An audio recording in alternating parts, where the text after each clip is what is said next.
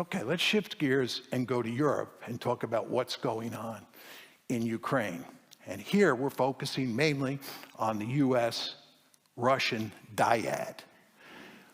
And it's very important to understand that the Americans drive the train in the West.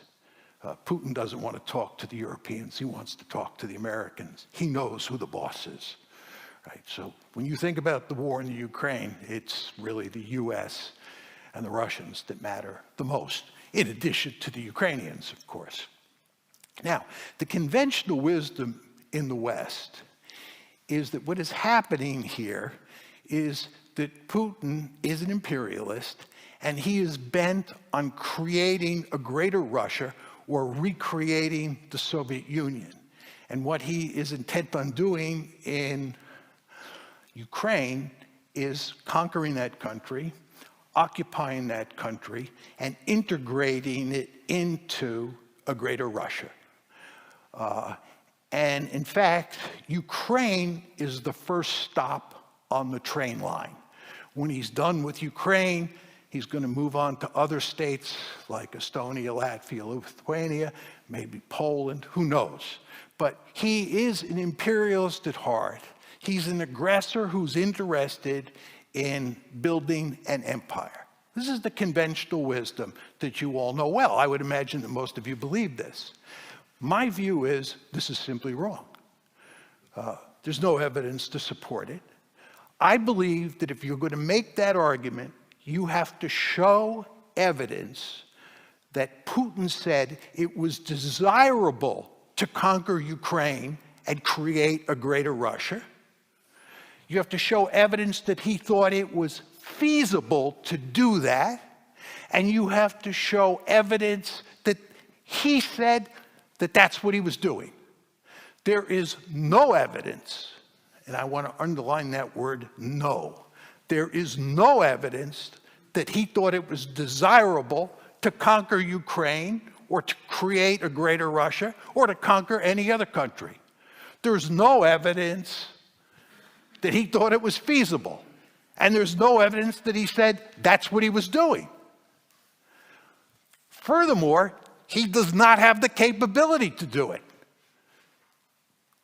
The Russians invaded Ukraine with 190,000 men. There's no way 190,000 men could conquer a piece of real estate with 40+ million people in it with 190,000 men. When the Germans invaded Poland in 1939, they went in with 1.5 million men. You need a huge army to conquer a country like Ukraine, occupy it, and incorporate it into your country. And you're not going to do that with 190,000 men. Furthermore, this man, Vladimir Putin, does not have the Wehrmacht at his fingertips. You've noticed how poorly the Russian army performs. So you have a small army that's not the Wehrmacht. There's no way this army could conquer all of Ukraine. And if you look at the strategy that's been employed, my argument makes perfect sense. This is not a case of Putin acting like an imperialist. My argument is, as I'm sure many of you know, that if you look carefully at what was going on, it's quite clear that the West's efforts to turn Ukraine into a Western bulwark on Russia's borders was viewed as an existential threat. The brightest of all red lines, as Bill Burns, the ambassador, US ambassador to Moscow at the time said, by the entire Russian elite. The idea that Ukraine was going to be incorporated into NATO, the idea that Ukraine was going to be incorporated into the EU, the idea that you were going to promote an orange revolution and turn Ukraine into a pro-Western liberal democracy, it's unacceptable to the Russians. It was an existential threat. You might not think it was an existential threat, but what you think doesn't matter. The only thing that matters is what the Russians think. And the Russians thought it was an existential threat. And they made it unequivocally clear to us that it was an existential threat. And how did we react? We ignored what they said, and we continued pushing to bring Ukraine into NATO, pushing to bring Ukraine into the EU, pushing to turn it into a pro-Western liberal democracy. Why did we do that? I'll tell you why we did it. Because the Russians were weak. That's what happens when you're weak in international politics. The Russians protested NATO expansion from the get-go. The first tranche took place in 1999. The second tranche of expansion took place in 2004, right? The Russians screamed bloody murder both times. We didn't care. We just shoved it down their throat. They were weak. And when they're weak, you can do that. 1999, we succeeded. 2004, we succeeded. And then in 2008, we said, we're going to bring Georgia and Ukraine into NATO. The Russians made it very clear, you're not going to do that. You're not going to do that. We're going to resist. And if we have to, we'll destroy Ukraine. This was clear a long time ago. What did we do? We doubled down. We just kept pushing and pushing and pushing. And what you want to understand is that from the Russian perspective, this is an existential threat. They have to win this war. They cannot afford to lose it. If you accept the argument that Putin is an imperialist and he's just bent on conquering some more territory and creating a greater Russia, and there's no really underlying security imperative, then you can cut a deal and end this war. But if you think that the Russians view this as an existential threat, you think about this conflict in very different ways. Because you're dealing with a great power that's armed to the teeth with thousands of nuclear weapons that sees itself facing an existential threat. Now, that's my view of the Russian perspective on how this has to end. They have to win. They cannot afford to lose. What is American policy and what is Ukrainian policy? American policy is we're going to beat them in Ukraine. This is, of course, Western policy.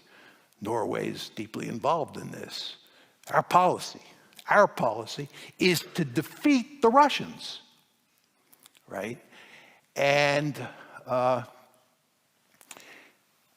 also wreck their economy with sanctions. And also promote regime change and then put Putin on trial. And maybe even break apart Russia. This is their goal. We're going for victory. We think we can win in Ukraine. Putin has to win. We think we can win. And the Ukrainians, it's an open and shut case. Of course, from their point of view, they want to recover all their territory.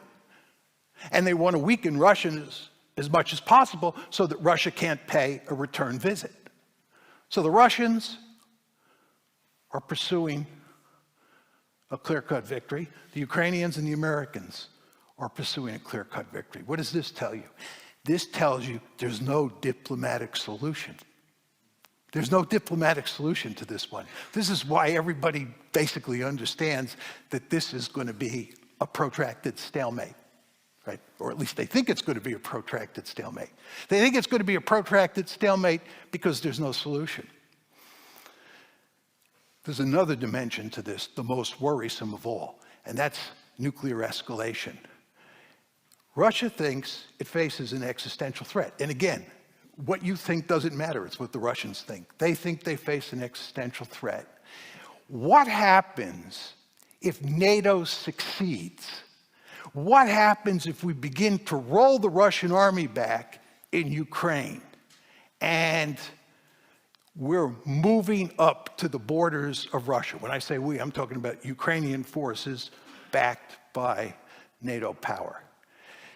The Russians are likely to use nuclear weapons to rescue the situation, right?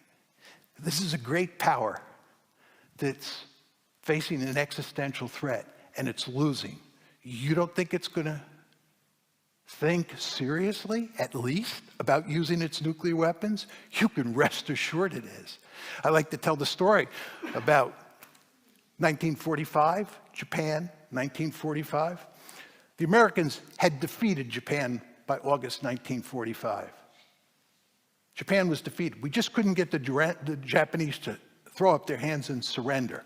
And we thought that we were going to have to invade the Japanese home islands.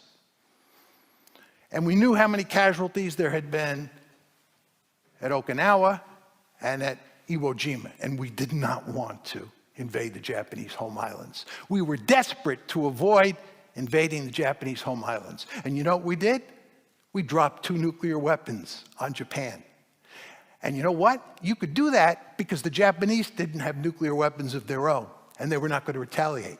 Well, I have news for you. The Ukrainians don't have nuclear weapons of their own. And if the Russians use nuclear weapons in Ukraine, Ukraine can't retaliate, and we're not going to initiate a general thermonuclear war by using nuclear weapons to defend Ukraine. So you can see the potential for nuclear escalation here is real. And given the consequences, the potential of escalation does not have to be very high to scare the living bejesus out of you. Right? So you want to understand there's a perverse paradox here, which is the more successful we are in waging the war against Ukraine, the more likely it is that they'll turn to nuclear weapons. It's not to say they axiomatically will. It's just to say it becomes a real possibility. So the story I've told you here, in conclusion, is that during the Cold War, we had one conflict dyad. During the unipolar moment, we had none. During the multipolar world we now live in, there are 2 potential great power conflicts on the table.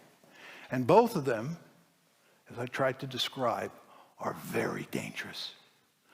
So all of you should be very fearful about the world that you live in, and even more fearful about the world that we're moving into.